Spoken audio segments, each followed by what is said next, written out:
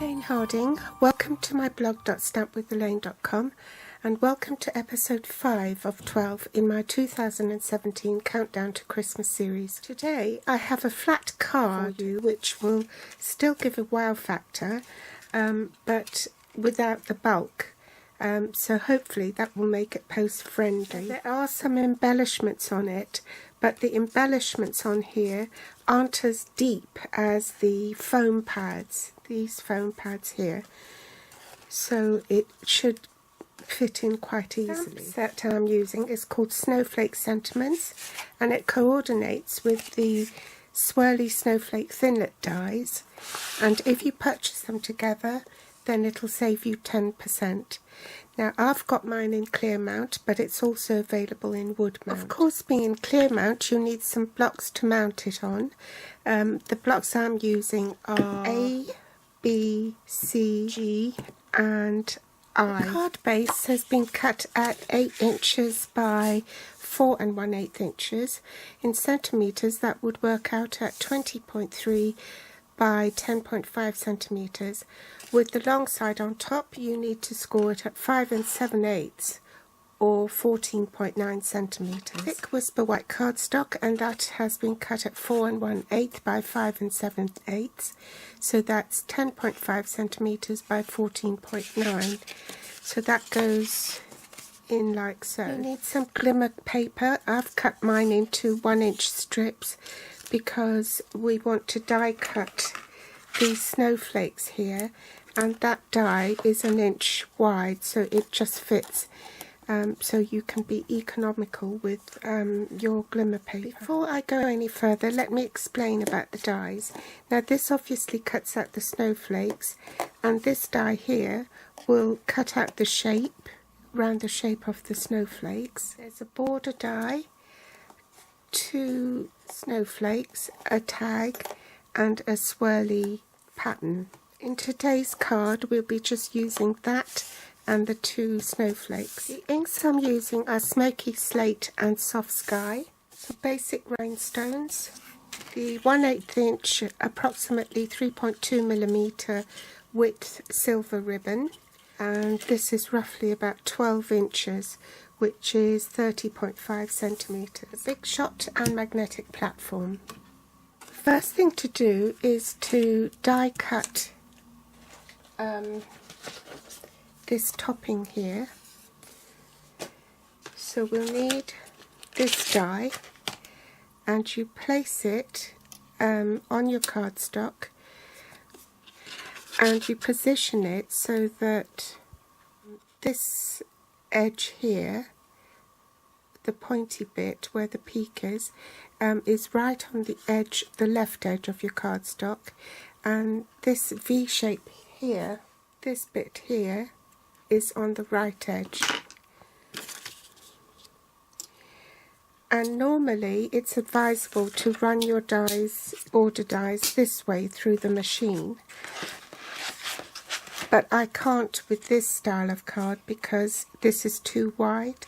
So I have to do it this way in portrait size rather than landscape. Tips of the edge of the edgelet to go on the bottom edge of your cardstock. The die should go on the shorter piece, and then you've got your score line and the rest of your card.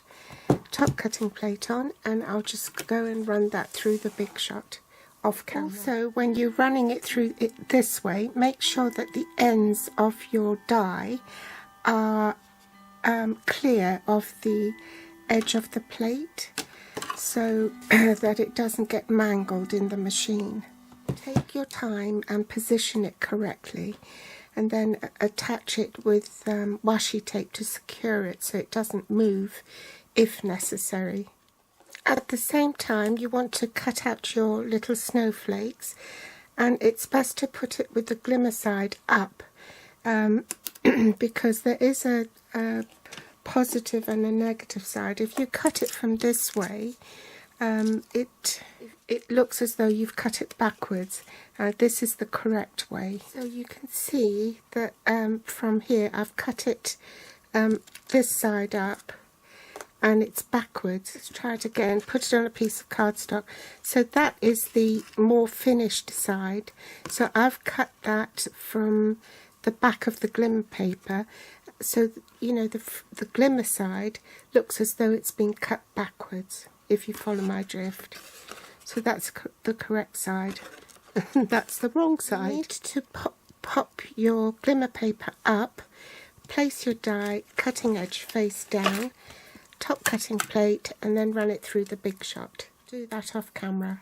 So now you can see the difference between the side that's been cut on the right side of the glimmer paper face up, and that's the glimmer paper face down. So this one just doesn't look right, but this one does. Next, you want to put the thick Whisper White cardstock and butt it up to just inside the score line of your main card. Okay, that's going to be the front of your card. So you want to apply adhesive on this side. So a bit of Tombow. And then on the bottom there's a spreader. This is your multi-purpose glue, and you just need to spread the glue all over so that the scalloped edge will stick down properly.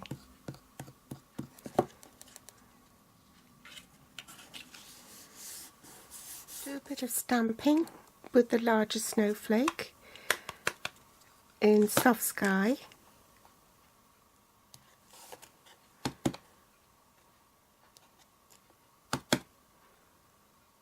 Sorry, I forgot to press record. I've stamped one of the largest snowflakes in Soft Sky. I'll stamp the smallest snowflake in Smoky Slate. And the sentiment Season's Greetings in Soft Sky. Oh no, I've just stamped it upside down.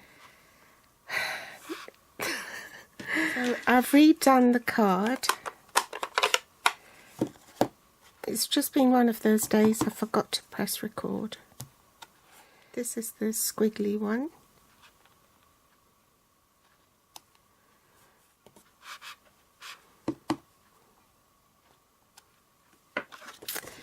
And then inside I'll stamp the sentiment in Soft Sky. I better check that it's the right way up.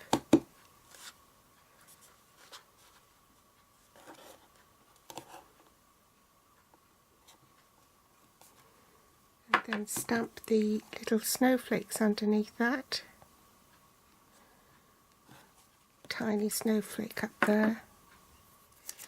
Attach my snowflake with a glue dot.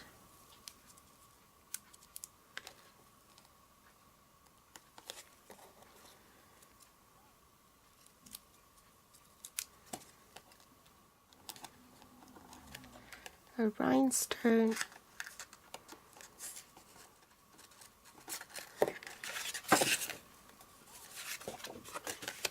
And last thing to do is just tie a bow, well, a knot really.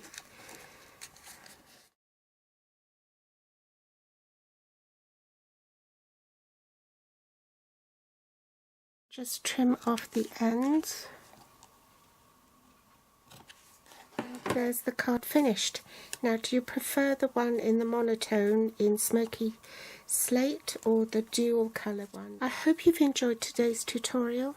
If you like it, please give me a thumbs up, subscribe or share on Facebook, and my grateful thanks if you do.